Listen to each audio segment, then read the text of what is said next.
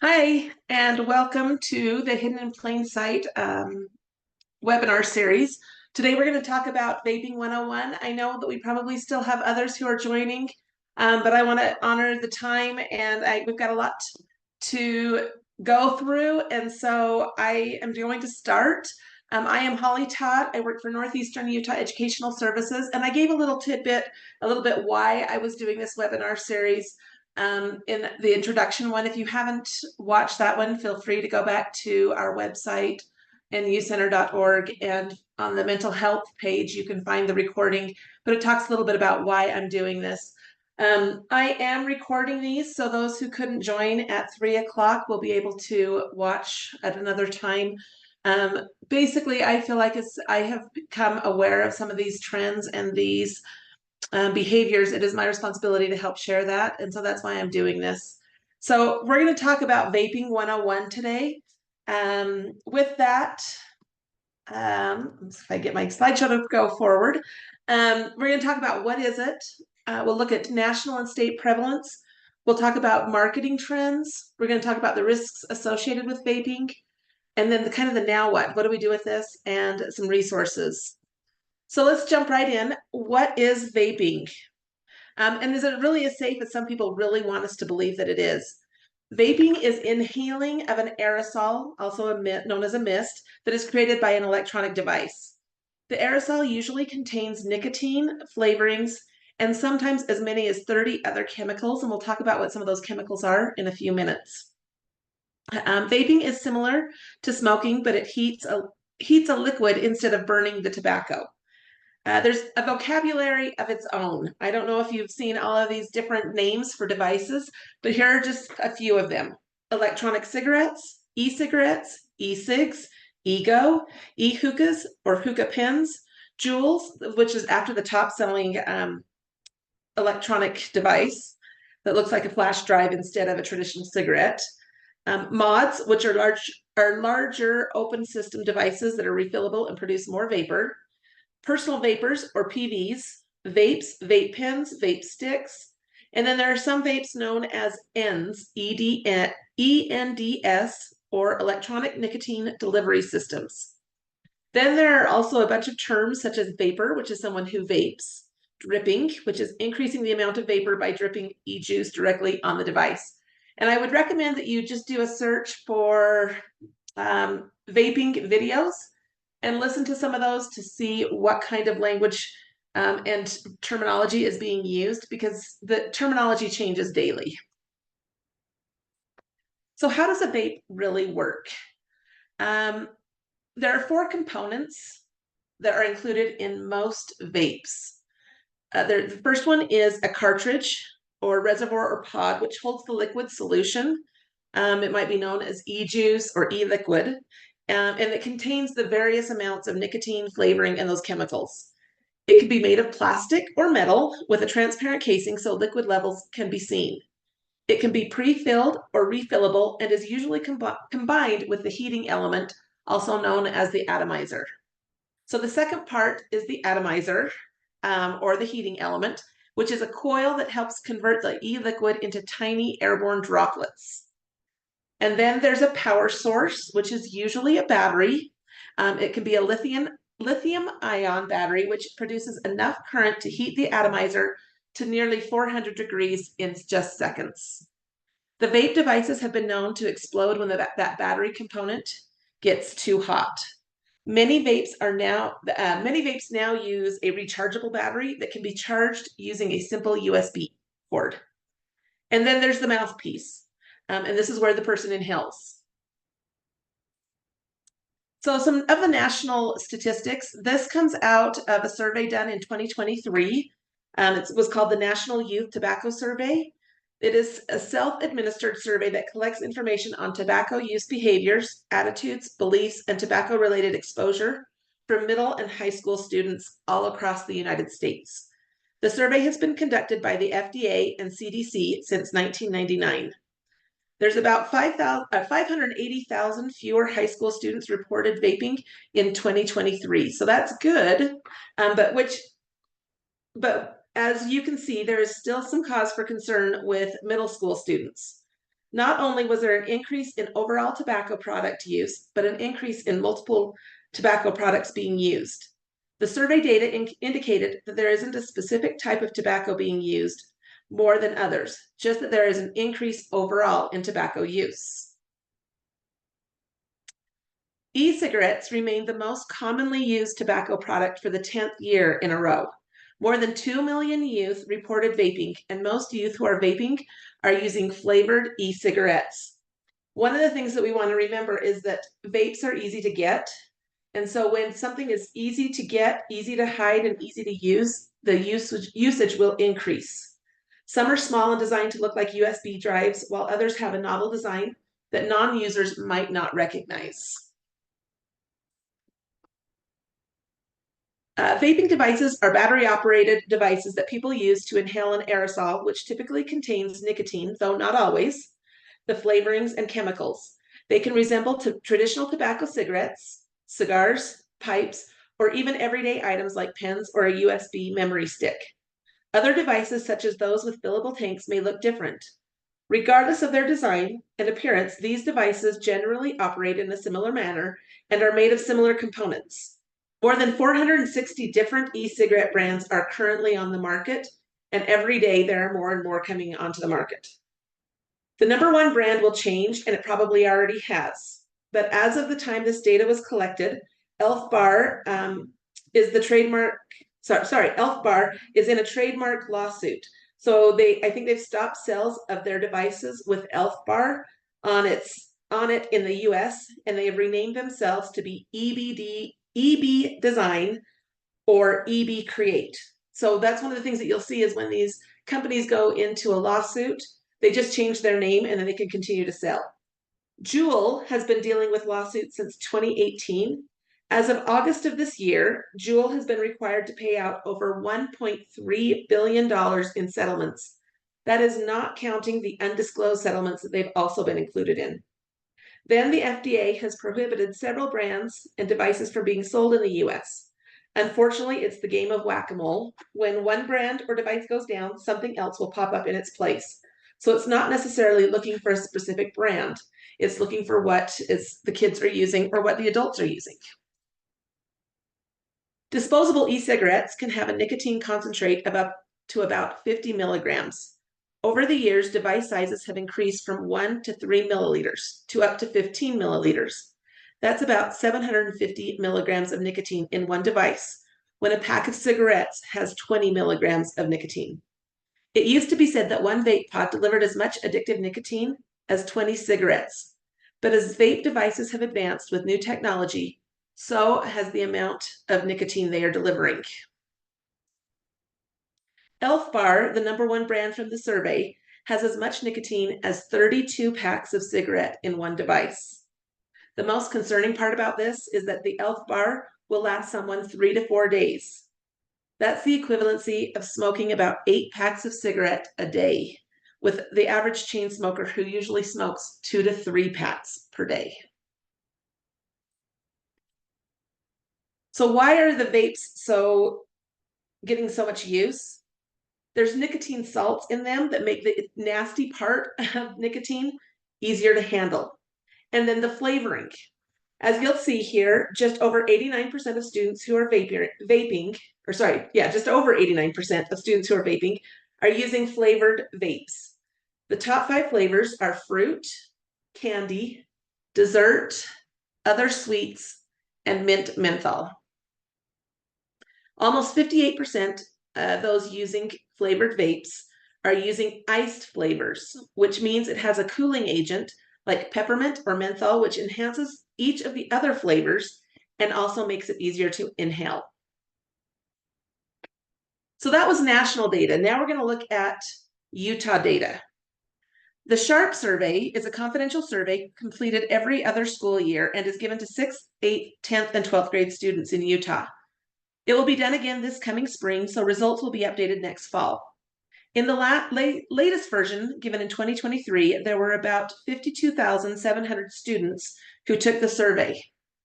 Of those surveyed and who indicated having ever tried tobacco products, almost 75% started with vaping in some way. Of the total number of students surveyed, we see that over their lifetime, 12.2% of Utah teens vaped anything, not knowing necessarily what they were vaping. Just over 11% vaped nicotine, and almost 8% vaped marijuana. The other column in each of those categories is used within the last 30 days, and we see that it is about half as much in each category. But remember, a student could have vaped nicotine and marijuana, so the numbers won't necessarily add up to the first category.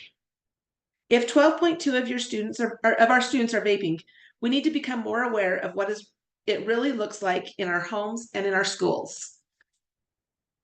We're going to watch a video, and I want you to see if you can identify the vapes.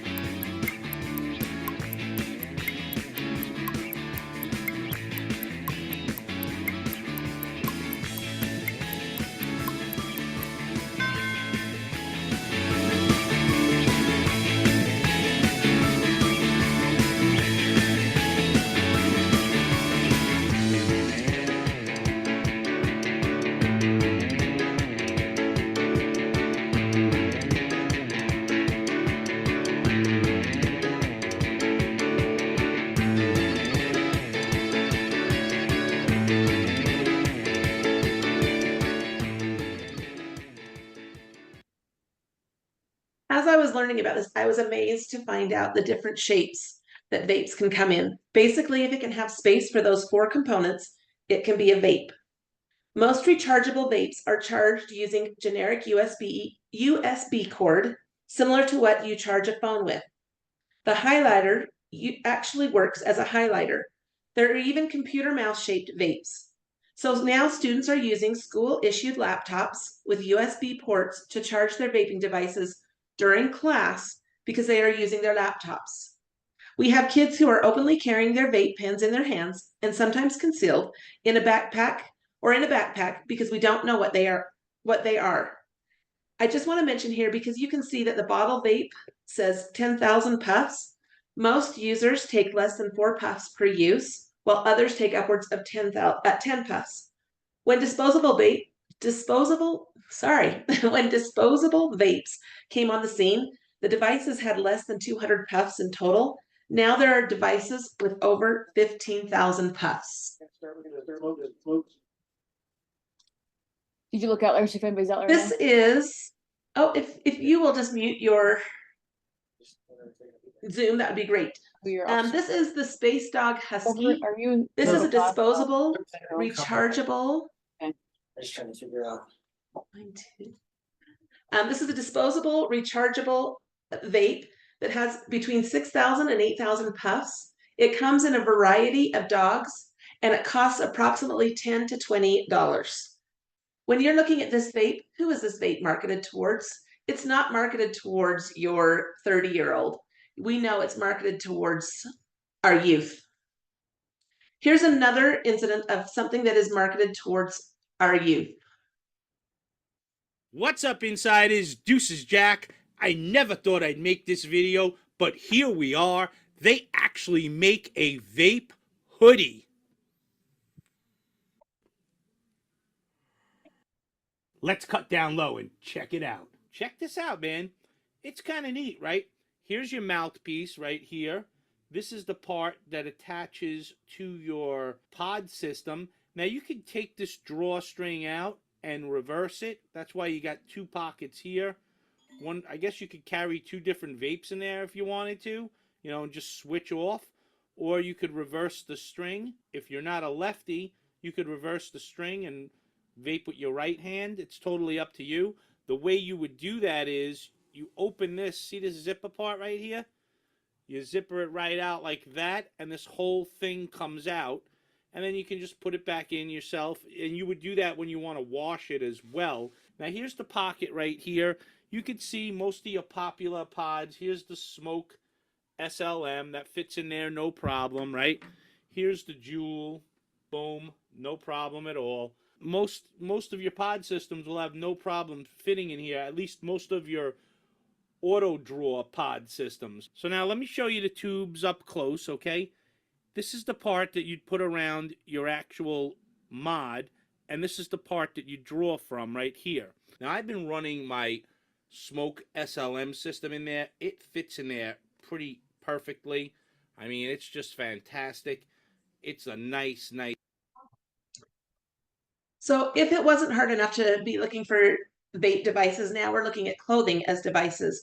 What was scary about this to me is this was a marketed vape hoodie that you could purchase, but I also found online the instructions to make any hoodie into a vape hoodie. So we sometimes think at least it's just vape, right? I have even found myself saying those words, oh, at least they're just using vape, not something else. And I have now been corrected in that. Vaping is detrimental to our youth. First, because the FDA does not monitor what is in vapes. Those who vape don't exactly know what they're getting. In addition, the Texas Department of State Health Services Asthma Prevention and Control Department provided the following information. E-cigarette users are 30% more likely to develop a chronic lung disease like asthma. Flavored vapes can worsen asthma. Secondhand vaping is just as dangerous as secondhand smoke. It actually lasts longer in the air particles, so pollutants from secondhand aerosol can cause asthma attacks. And teens with asthma who were exposed to secondhand aerosol were 27% more likely to have an asthma attack. In addition to the physical effects of vaping, there is research indicating a link between vaping and depression. Research has shown for a long time now an association between combustible cigarette smoking and depression. So it makes sense that there could be a connection between vaping and depression. Prolonged nicotine exposure or frequent use of nicotine disrupts the dopamine pathways in a user and increases their sensitivity to stress because it distorts the coping mechanisms that buffer against depressive symptoms. Your body has a natural response to depression and anxiety. So when nicotine is frequently found within, it can prevent that natural buffer. As many e-cigarettes and vapes contain high levels of nicotine, this could explain the association between vaping and depression. So what is really in vapes? In general, these are the substances found in e-juice and what we know about them. So the vegetable glycerin, which is the red portion of this diagram, is associated with chronic cough and bronchitis. Propylene glycol, and I'm going to apologize right now. I know that I'm probably saying these words incorrectly. Propylene glycol, the yellow portion, is associated with throat irritants. Diethylene glycol, the blue, is highly toxic and causes irreversible throat damage, leading to respiratory issues. The green is nicotine, which we have known since the mid-50s to have a link to cancer. The nicotine concentration is measured in milligrams or per milliliter. Vape devices that contain nicotine typically range from 0 to 50 milligrams per milliliter, or even higher. It really depends on the brand. So if a device has more than 1 milliliter of e-liquid, it can contain over 50 milligrams of nicotine. Unfortunately, the FDA does not regulate concentration levels, so concentration levels are inconsistent. Unfortunately, the FDA does not, oh, sorry, I just already said that. Higher nicotine levels, such as 50 milligrams per milliliters, are commonly found in pod systems or nicotine salt-based e-liquids. So you can see there's a lot of chemicals involved in each of those different levels. And that's why it's so scary, because there's so many things that are going into e-juice that we don't even know about. There was definitely a sense of alarm that these kids were coming in so sick, and that there was a little bit of fear of the unknown as to what this actually was. There's been a huge surge of high schoolers using e-cigarettes or vaping. The FDA said today that vaping by teenagers has reached epidemic levels.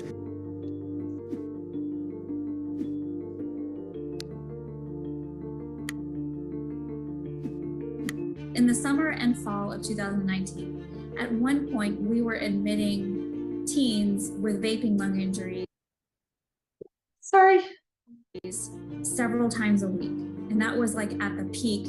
We saw kids who had mild symptoms on one end of the spectrum and really severe symptoms on the other end of the spectrum, and then everything in between. So we saw teens who couldn't breathe on their own and they needed ventilators to help them breathe, having complications like air leaks in their lung, requiring even heart-lung bypass at the very worst.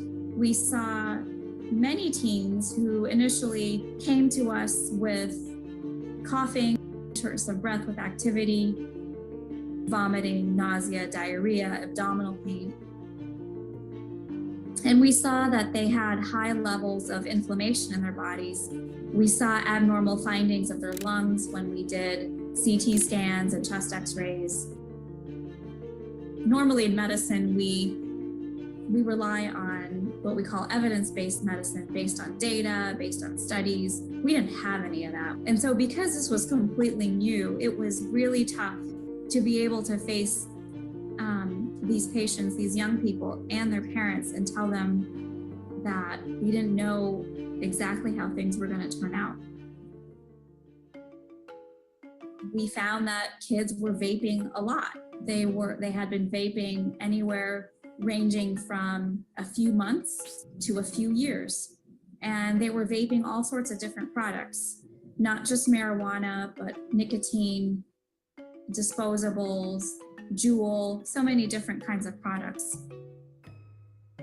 We have years worth of research that shows that what you're inhaling from a vaping device is not safe. The substances or toxins in the aerosol that's generated can cause lung injury. And what does that look like? It can look like a condition where you may have difficulty clearing your own mucus. The lungs have a natural ability to clear mucus. They have these tiny microscopic hair cells that beat and bring up mucus, and you swallow it and you don't even know that your lungs are protecting you from the outside world. If you look at the surface area of the lungs, it is the same as half a tennis court size. It's really, really big. And naturally, it needs a way to fight off infections because of all the things in the air. I think we understand that very well now, being in a pandemic, and this is why we have to wear masks. Along with the possibility of an increased risk of infection, there's also an association with more inflammation. We have a lot of medical evidence to suggest that what you're inhaling from vapes directly is toxic to the cells of the lung and can cause inflammation, can cause even cell death in the lungs. These processes are not good for your breathing. They can lead to real symptoms. What concerns me is that, number one, that we're addicting a whole new generation of young people to nicotine.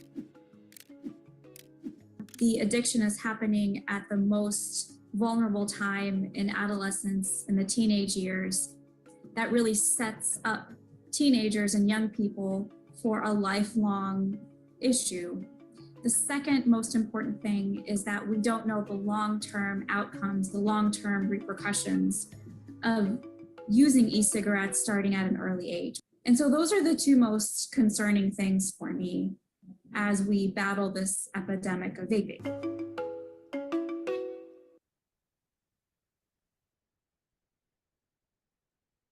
Before the COVID-19 pandemic, which you probably noticed that in that video, some of the dates from the headlines were before COVID-19 pandemic.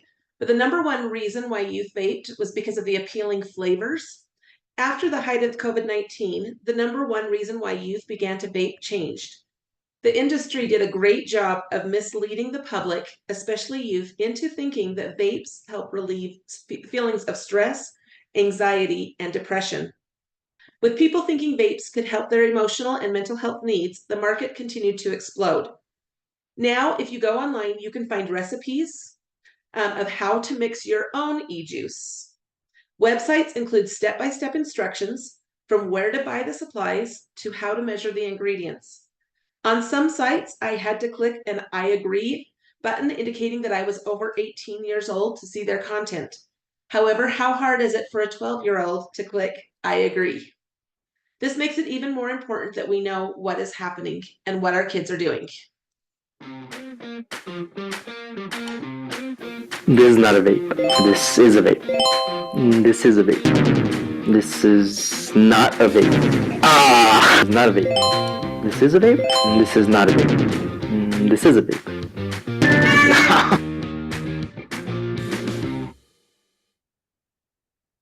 So what do we want to watch for? One of the things that we often hear is that people choose to vape because it isn't as noticeable and negative effects or into people around them as using cigarettes. So without the tobacco smell, what can we watch for? We can watch for unfamiliar technology or online purchases or packaging. That faint, sweet, or fruity smell. And that's why I think that video is awesome, because there's so many things that they have made vapes to smell like that it's anything from what we think is lotion to it actually could be a vape. But vaping also changes behavior and moods. It can increase irritability and restlessness. What they have found is that kids who are, anyone who is vaping might have a decrease of caffeine use. It could increase demand for flavor because their taste buds have kind of disintegrated. It could lead to pneumonia, increased thirst, and increased nosebleeds. So if you have a student or someone who has some of these signs, you might start to question, have they been vaping? I don't have the answers of how to resolve this epidemic that we have going on, and many people are saying it's an epidemic when it comes to vapes. But some of the things that I have found to be able to address this concern are listed here. The first one is to provide consistent education for educators, students, and parents. We don't know what we don't know. When we learn the new information, we need to share it with others. Just doing a research or search on the internet can create a whole lot of information for you. It can help you learn some of the phrases or words or products that they are using. The second thing we can do is increase awareness through positive messaging, sharing the health effects, and providing resources to quit. And in a few minutes here, I'll show you a slide that has several resources where kids can and adults can access programs to help quitting vaping. The third thing is we can encourage a vape-free culture, hosting wellness challenges or other competitions that promote healthy habits. 4, it's all about making the topic not taboo. So many times we're afraid to talk about something because we're going to actually teach them something. I'm going to bet you if you talk to your kids about vaping, they probably already know more about it than we do. So talk to them about your concerns, why you care about their health and wellness, and that coming forward is okay. It's okay to talk about it because you want to help. The focus shifts from that punitive mindset to more of an ally, resource, and support system. If you're concerned about how to start the conversation, try this. I saw something on Facebook or whatever social media platform you use about vaping. Do you know what vapes look like? Have you seen them at our school? Can you teach me more about it? Have the students teach you about what they know. And then number 5, hold students accountable while offering the support they need by making school policies and consequences known. So here are some resources to learn more about vaping. I was able to go to a conference in Texas, and Texas has a lot of great resources, and so that's the first one there. Then Stanford Medical School has some interventions. You may have seen online or on TV on commercials recently talk about vaping.org. That comes from a national resource as well. Then if you're looking for resources to quit vaping or helping someone to quit, there are a whole lot of resources out there. Some are text driven, some are website driven, some are national, some are Utah based. And so this list will be in the slideshow, which I will put on the website as well. I will link that to our website. One of the things that was eye-opening for me was just how easy it was to find information about vapes, how to make vapes, how to make the e-juice, or where to buy it all online. I can also go into almost any gas station and see a number of vape options available at cheap prices. In one of the trainings I attended, it was mentioned multiple times. If it's easy to get and cheap, then the kids will be using it more. Vapes fit into that category. As I've gone down the rabbit hole of vaping, this quote by Socrates hits harder and harder. The more I learn, the less I realize I know. The world of vapes will continue to change as technology advances. We need to keep learning in order to help our youth know how to be safe and healthy. So I just want to thank you for attending today's webinar. If you are looking for Midas relicensure hours, if you will go to this form, you can either scan the QR code or type in the code at the website. Then you can put in your name and your information and go to I'll give you some Midas credit at the end of the year. I'll do this for every webinar. So at the end of the year, you can get 4.5 credits of, I think it's 4.5 credits, or 4.5 hours of relicensure. I'm going to stop sharing my video. If there are any questions, I'm happy to answer questions. If there's anything that somebody wants to add as information that might be useful to the group, feel free to do that. Otherwise, thank you for attending, and I'll see you next month.